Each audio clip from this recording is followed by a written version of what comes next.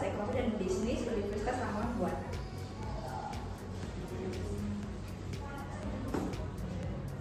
Pada kesempatan kali ini, saya akan menjelaskan mata kuliah yang saya ampuh yang sesuai dengan bidang keahlian saya, yakni mata kuliah Manajemen Operasi. Mata kuliah ini ditunjukkan untuk mahasiswa Prodi Manajemen dengan bobot 3 SKS. Pertemuan diselenggarakan selama 16 kali pertemuan, 14 pertemuan materi, dan 2 pertemuan ujian tengah semester dan ujian akhir semester. Materi pembahasan pada mata kuliah ini mempelajari berbagai konsep dan praktik yang berkaitan dengan pengelolaan proses produksi barang dan jasa secara efektif dan efisien. Materi yang dibahas diantara lainnya ruang lingkup manajemen operasi, produk desain, proses desain, pemilihan mesin, pengukuran kinerja karyawan, rencana pemilihan lokasi, tata letak mesin, material handling, dan juga pengendalian persediaan. Sedangkan capaian pembelajaran dalam manajemen operasi ini adalah menunjukkan sikap bertanggung jawab atas pekerjaannya di bidang keahlian secara mandiri, menjunjung tinggi etika profesi dan etika bisnis, memiliki kemampuan menyesuaikan dengan perubahan situasi untuk membaca, menganalisis, dan menggunakan data dan informasi di dunia digital serta pemanfaatan cara kerja aplikasi teknologi, mampu mengidentifikasi, menginterpretasi, dan melaksanakan konsep manajemen keuangan, SDM, operasi, dan marketing, serta mengadaptasi dengan perubahan teknologi, mampu mengambil keputusan secara tepat dalam konteks penyerapan masalah di bidang keahliannya, mampu bertanggung jawab atas pencapaiannya hasil kerja kelompok dan melakukan supervisi dan evaluasi terhadap penyesuaian pekerjaan yang ditugaskan kepada pekerja yang berada di bawah tanggung jawabnya, mampu menginterpretasikan dan merancang feasibility study di berbagai bidang usaha, mampu merumuskan masalah manajerial dan fungsi organisasi pada level operasional serta mengambil tindakan preventif yang tepat berdasarkan alternatif yang dikembangkan dengan prinsip-prinsip kewirausahaan, mampu menganalisis peluang bisnis dalam perkembangan era industri 4.0. Capaian pembelajaran pada mata kuliah manajemen operasi ini adalah mahasiswa mampu memahami perkembangan produksi pada awal industri hingga industri 4.0. Mahasiswa mampu mengkonsepkan rancangan produk sesuai kriteria manajemen operasi. Mahasiswa mampu mengkonsepkan rancangan proses produksi pada produk. Mahasiswa mampu menyeleksi pemilihan mesin sebagai salah satu komponen yang diadakan dalam proses operasi. Mahasiswa mampu menganalisis sistem dan pengukuran kerja untuk menyelesaikan sebuah produk.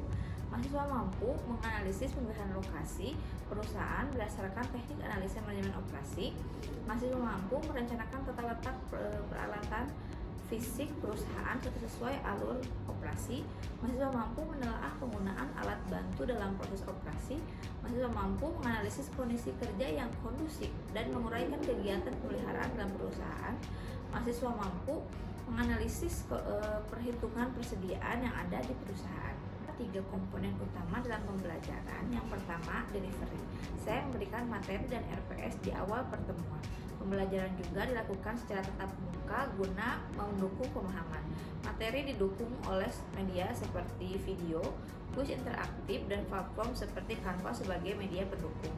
Yang kedua, interaction atau interaksi. Interaksi terjadi secara 2 arah antara dosen dan mahasiswa melalui diskusi dan tanya jawab, kolaborasi, dan refleksi bersama. Yang ketiga, assessment atau penilaian. Assessment dibagi menjadi 2, assessment formatif dilakukan melalui kuis, tugas proyek individu dan kelompok, serta penilaian sikap dan keterampilan sesuai dengan RPS. Yang kedua, assessment sumatif dilakukan melalui UTS dan UAS. Adapun model pembelajaran yang ditekankan pada mata kuliah ini adalah project based learning, sehingga mahasiswa dapat aktif, peka, dan mampu menganalisis terhadap permasalahan yang berkaitan dengan manajemen operasi. Hal ini bertujuan agar mahasiswa dapat merencanakan dan membuat solusi untuk permasalahan yang ditemukan. Adapun proses interaksi dengan mahasiswa dilakukan di dalam Zoom Meeting, Google Classroom, dan WhatsApp Group, sehingga perkuliahan secara sinkronus dan asinkronus dapat terlaksana. Tugas mata kuliah ini berupa ringkasan materi, menganalisis dan menghitung mengenai materi yang telah diterima mahasiswa di dalam kelas maupun Zoom Meeting. Referensi yang digunakan dalam mata kuliah ini mencakup buku karya para ahli di bidang manajemen operasi, juga artikel jurnal berreputasi dengan nilai kebaruan agar mahasiswa mampu berkembang ilmu, pengetahuan, dan teknologi masa kini. Berikut video pembelajaran proses mata kuliah manajemen operasi pada pertemuan ke-13 dengan materi pengendalian persediaan. Mari kita simak. Assalamualaikum warahmatullahi wabarakatuh. Waalaikumsalam warahmatullahi wabarakatuh. Selamat pagi semuanya. Pada pertemuan kali ini, pertemuan ke-13 ya, mata kuliah manajemen operasi untuk jurusan manajemen ya. Nah, sebelumnya isi dulu absen. Sebelum ke materi pengendalian persediaan, kita akan ke materi, saya akan mereview materi sebelumnya mengenai material handling. Masih ingat apa aja alat-alat yang dipakai dalam material handling? Kren, apa lagi? Aspirator, terus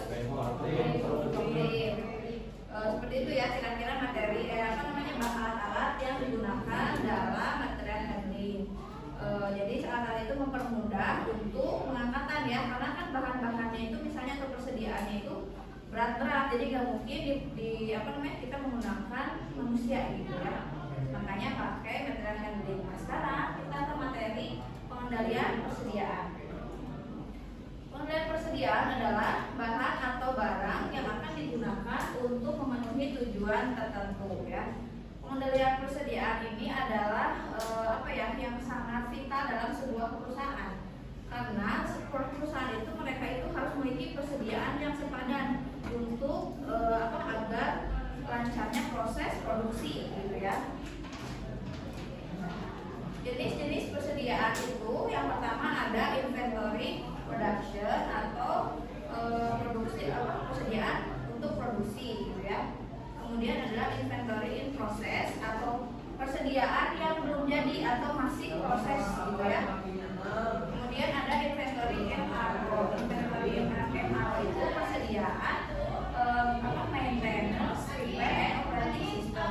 Inventory MRO itu dia tidak secara langsung ikut dalam proses produksi, tapi dia sangat ikut dalam produksi. Contohnya kalau misalnya kita mau print, kalau si printernya rusak gitu ya, itu kan nanti kita habis tintanya gitu ya. Itu kan berarti kita butuh pengisinya ya. Nah itu berarti tintanya kita harus sedia gitu ya. Itu harus sedia kertasnya. Begitu pula dalam sebuah perusahaan gitu ya.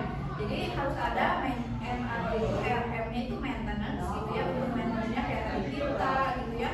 Kalau misalnya alat berat itu misalnya bahan-bahannya itu harus tetap sedia di dalam gudang gitu ya. Lalu repair, lalu operating sistemnya untuk sistemnya gitu ya. Kemudian inventory finish good. Inventory finish good itu persediaan yang sudah jadi. Jadi kan kalau tadi persediaan untuk produksinya nih, berarti raw material ya, berarti kita menyediakan bahan baku. Lalu kalau in process berarti yang sedang diproses gitu ya. Kalau finish good itu yang sudah jadi. Misalnya kita membuat donat, kita punya persediaan donatnya di gudang. Tapi selain kita punya persediaan donat, kita juga punya persediaan raw materialnya apa kalau bikin donatnya? Tepung ya, kemudian gula gitu ya, minyak, terus topping-toppingnya. Jadi itu semuanya harus ada di gudang gitu ya, di persediaan. Inventory harus dilaksanakan dengan baik ya. Inventory itu merupakan aset perusahaan yang berkisar antara 30% sampai 40%, sedangkan biaya penyimpanan persediaan barang berkisar 20% sampai 40% dari nilai barang yang disimpan.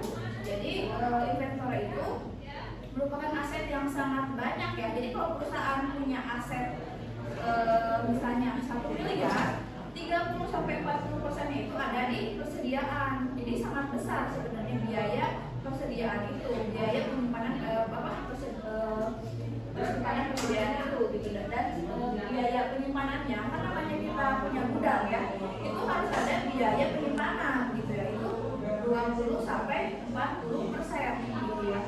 Kan kalau ada si penyimpanan itu kayak gudang misalnya, itu harus ada maintenance-nya, ada bahan-bahan yang misalnya bahan-bahan yang tidak boleh panas, jadi kita pakai AC gitu ya. Atau bahan-bahan yang misalnya kalau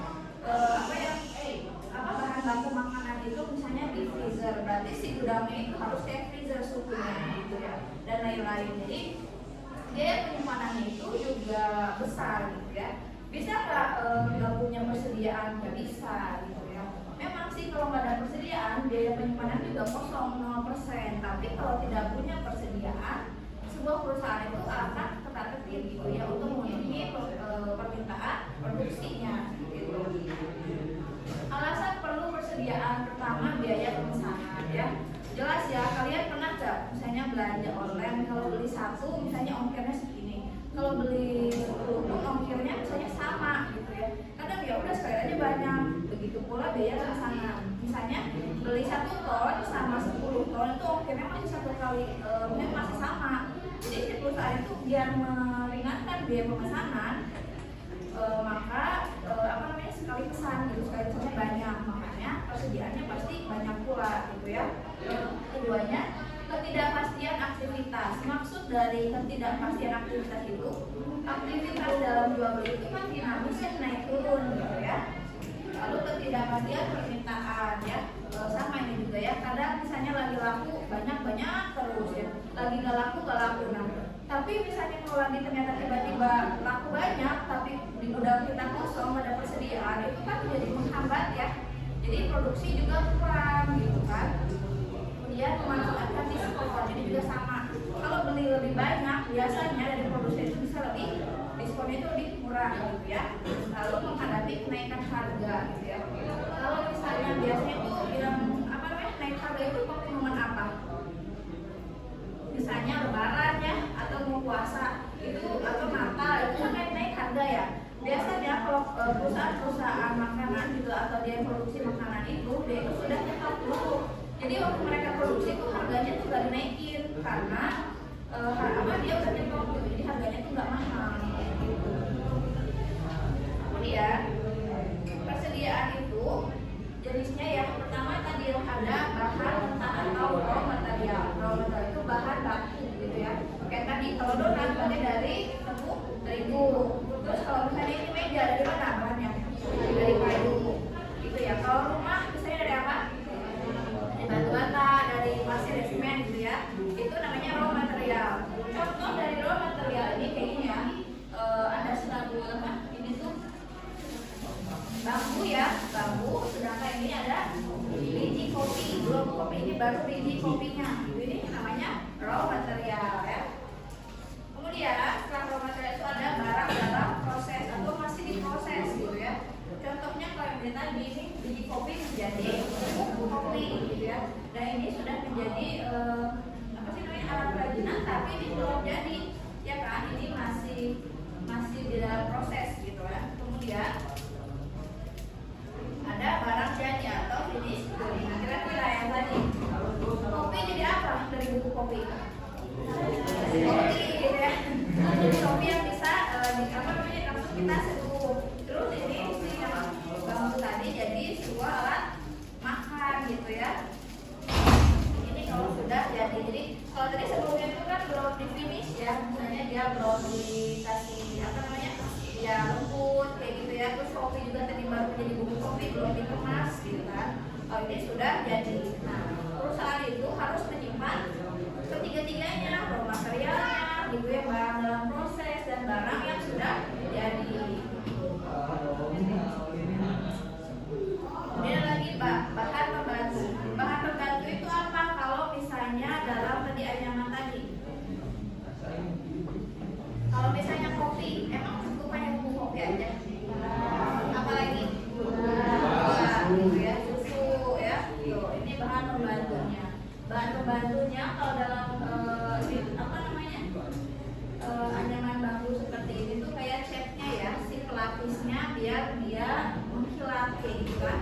Lalu kalau misalnya dalam kopi itu misalnya creamer atau susu gitu ya. Kemudian ada lagi suku cadang ya. Jadi selain ini juga harus punya suku cadangnya, karena kalau misalnya nanti si alat-alatnya itu hanya ada kendala, jadi harus ada suku cadang. Kemudian tujuan persediaan itu menghilangkan risiko keterlambatan pengiriman bahan baku atau barang yang dibutuhkan perusahaan. Kayak tadi misalnya memproduksi kopi gitu ya. Lalu udah jadi nih finish goodnya udah banyak gitu ya, ternyata mau order lagi ke si petani kopi belum ada gitu, atau ada keterlambatan, atau misalnya si distribusinya itu ada macet atau kecelakaan. Itu kan kalau kita nggak punya persediaan, itu si mesin harusnya udah bikin itu jadi terhenti kan, otomatis proses produksi pun terhenti gitu ya. Kemudian kehilangan risiko jika material yang dipesan tidak baik sehingga harus dikembalikan. Biasanya dalam perusahaan itu kalau misalnya kita order sesuatu, kita cek dulu kan apakah si biji kopinya benar nggak bagus. Kalau misalnya ternyata si biji kopinya itu oh ternyata ini jelek nih, itu kan berarti harus dikembalikan. Kalau misalnya nggak punya stok, sama kayak tadi ya, si prosesnya itu berarti terhenti gitu kalau kita tidak punya stok, makanya harus dikembalikan. Kemudian menghilangkan risiko terhadap kenaikan harga barang atau inflasi ya. Inflasi juga kan bisa biasanya itu kayak ada kenaikan inflasi kira-kira bulan apa gitu ya, sama kayak tadi. Kemudian untuk menyimpan bahan baku yang dihasilkan secara musiman ya, karena ada bahan baku yang dihasilkan secara musiman kan, kayak misalnya buah-buahan. Kalau misalnya kalian punya usaha jus, kalau misalnya si buahnya itu ada musiman, caranya itu disimpan dulu di freezer, maka itu akan bisa tahan lama untuk beberapa bulan sampai musimnya kembali lagi gitu ya. Kemudian mendapatkan keuntungan dari pembelian berdasarkan diskon kuantitas, memberikan pelayanan kepada pelanggan dengan tersedianya barang yang diperlukan.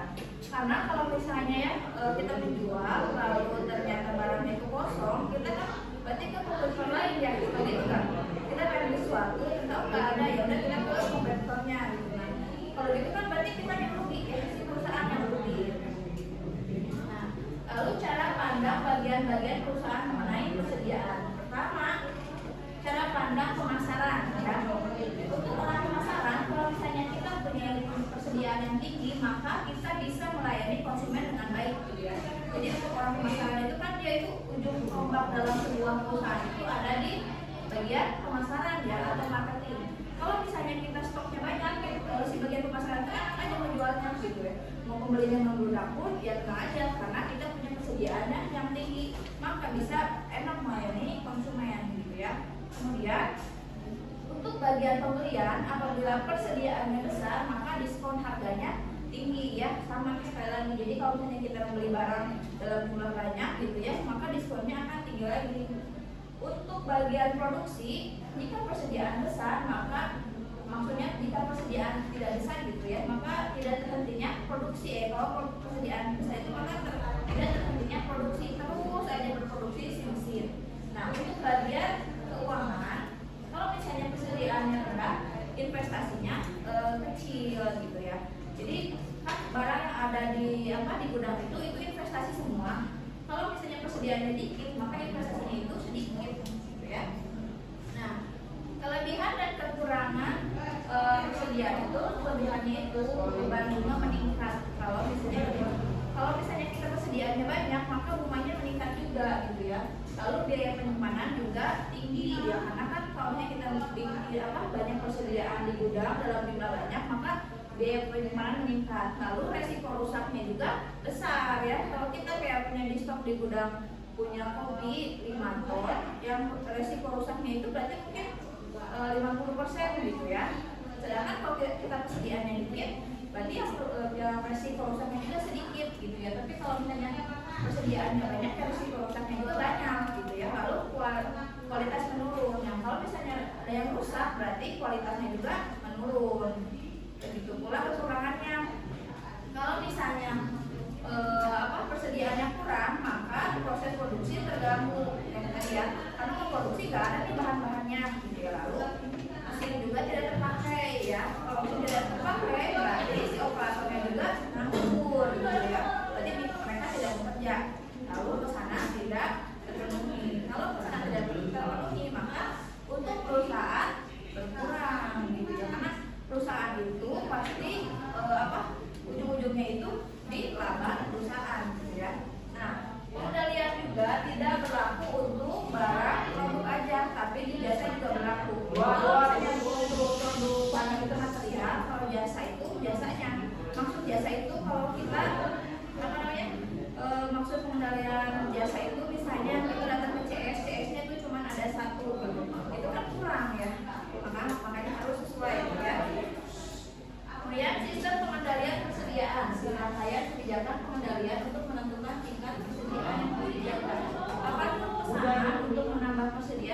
dilakukan dalam beberapa besar dengan kampus di jadi sebuah perusahaan itu harus terus mempunyai pesanan agar apabila ada pesanan dia bisa memenuhi pesanan tersebut. Iya, cara mengendalikan persediaan ya. Kalau misalnya jumlah persediaan besar, maka dana menganggur besar. Kan pada dana menganggur besar. Karena uangnya ada di persediaan, ya kan? Lalu meningkatnya biaya penyimpanan, kayak tadi sudah ya. Lalu risiko kebesaran besar. Lalu kalau misalnya jumlah persediaan kecil, jumlah kekurangan resiko kekurangan persediaan. Jadi bisa aja waktu ada kebutuhan ternyata kita kurang persediaan. Lalu terhentinya proses produksi ya, karena nggak ada persediaan. Lalu tertundanya penjualan dan kehilangan pelanggan. Oke, sudah sampai sini ada pertanyaan mengenai pengendalian persediaan? Ya.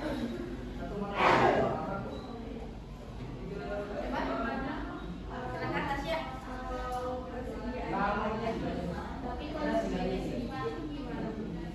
Biasanya kan perusahaan itu punya misalkan ya ada juga metode namanya forecasting.